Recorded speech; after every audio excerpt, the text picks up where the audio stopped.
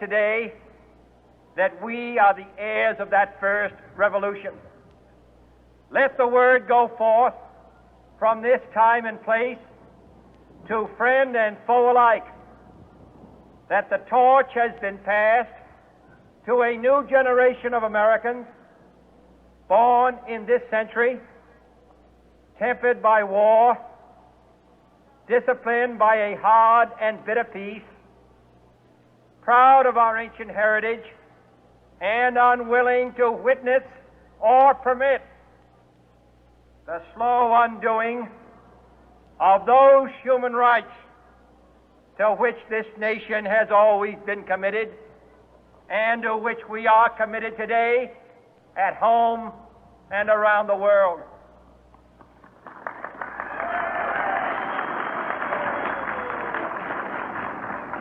Let every nation know, whether it wishes us well or ill, that we shall pay any price, bear any burden, meet any hardship, support any friend, oppose any foe to assure the survival and the success of liberty.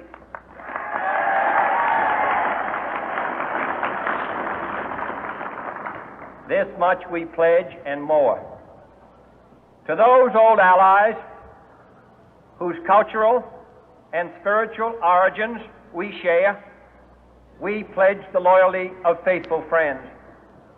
United, there is little we cannot do in a host of cooperative ventures. Divided, there is little we can do, for we dare not meet a powerful challenge at odds and split asunder. To those new states whom we welcome to the ranks of the free, we pledge our word that one form of colonial control shall not have passed away merely to be replaced by a far more iron tyranny. We shall not always expect to find them supporting our view, but we shall always hope to find them strongly supporting their own freedom, and to remember that in the past, those who foolishly sought power by riding the back of the tiger ended up inside.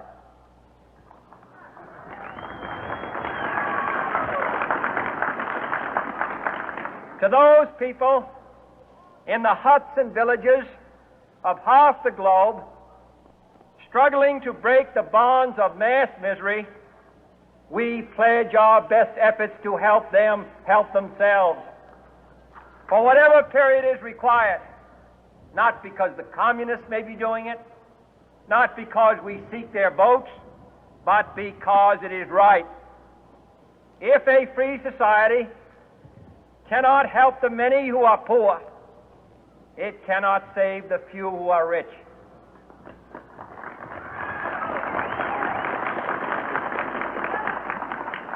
To our sister republics south of our border, we offer a special pledge to convert our good words into good deeds, in a new alliance for progress, to assist free men and free governments in casting off the chains of poverty. But this peaceful revolution of hope cannot become the prey of hostile powers. Let all our neighbors know that we shall join with them to oppose aggression or subversion anywhere in the Americas.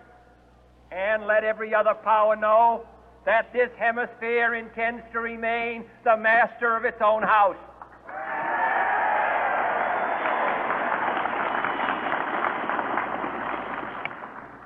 To that World Assembly of Sovereign States, the United Nations, our last best hope, in an age where the instruments of war have far outpaced the instruments of peace, we renew our pledge of support to prevent it from becoming merely a forum for invective, to strengthen its shield of the new and the weak, and to enlarge the area in which its writ may run.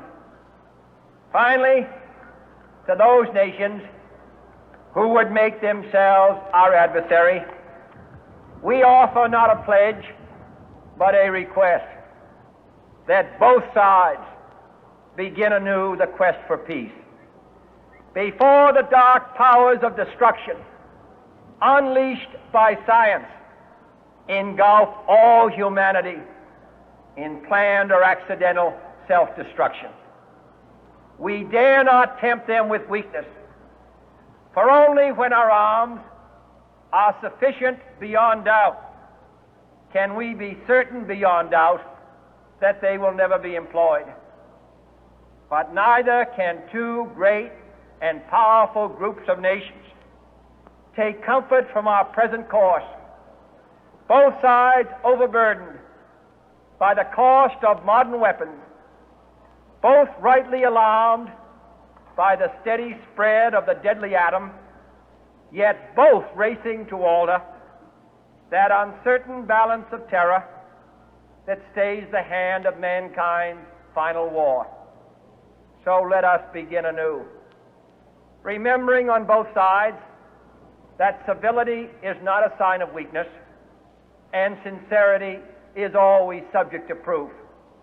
Let us never negotiate out of fear, but let us never fear to negotiate.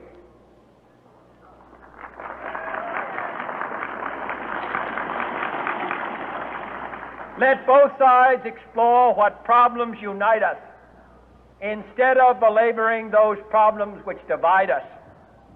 Let both sides, for the first time, formulate serious and precise proposals for the inspection and control of arms, and bring the absolute power to destroy other nations under the absolute control of all nations.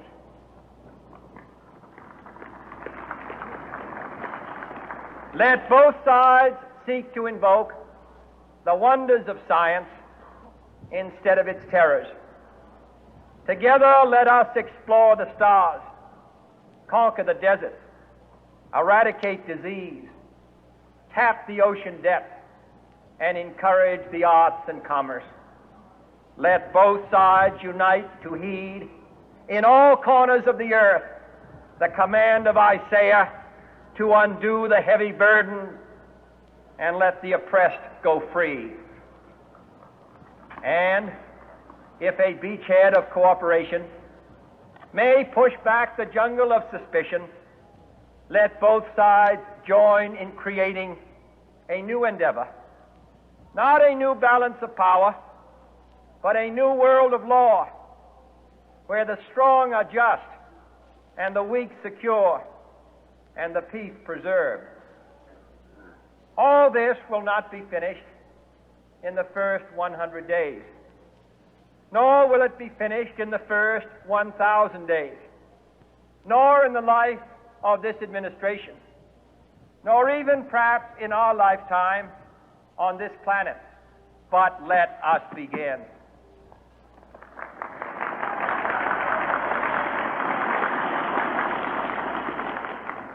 In your hands, my fellow citizens, more than mine, will rest the final success or failure of our course. Since this country was founded, each generation of Americans has been summoned to give testimony to its national loyalty. The graves of young Americans who answered the call to service surround the globe. Now the trumpet summons us again, not as a call to bear arms, though arms we need, not as a call to battle, though in battle we are, but a call to bear the burden of a long twilight struggle, year in and year out, rejoicing in hope, patient in tribulation, a struggle against the common enemies of man, tyranny, poverty, disease, and war itself. Can we forge against these enemies a grand and global alliance? north and south, east and west, that can assure a more fruitful life for all mankind. Will you join in that historic effort?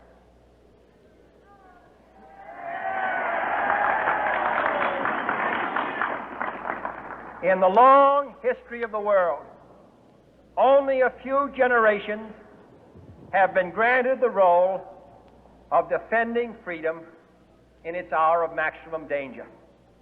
I do not shrink from this responsibility. I welcome it.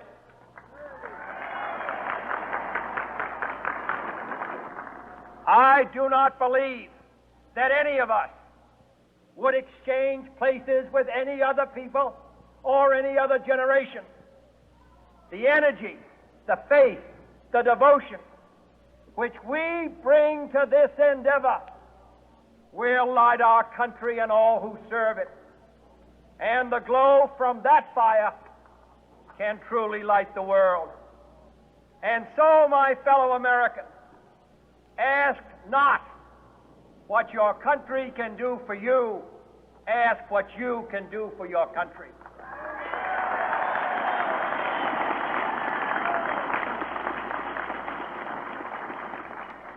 My fellow citizens of the world, ask not what America will do for you, but what together we can do for the freedom of man.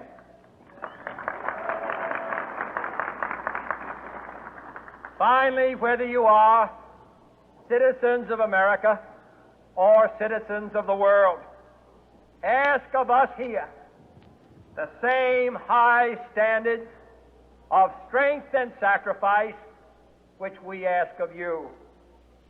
With a good conscience, our only sure reward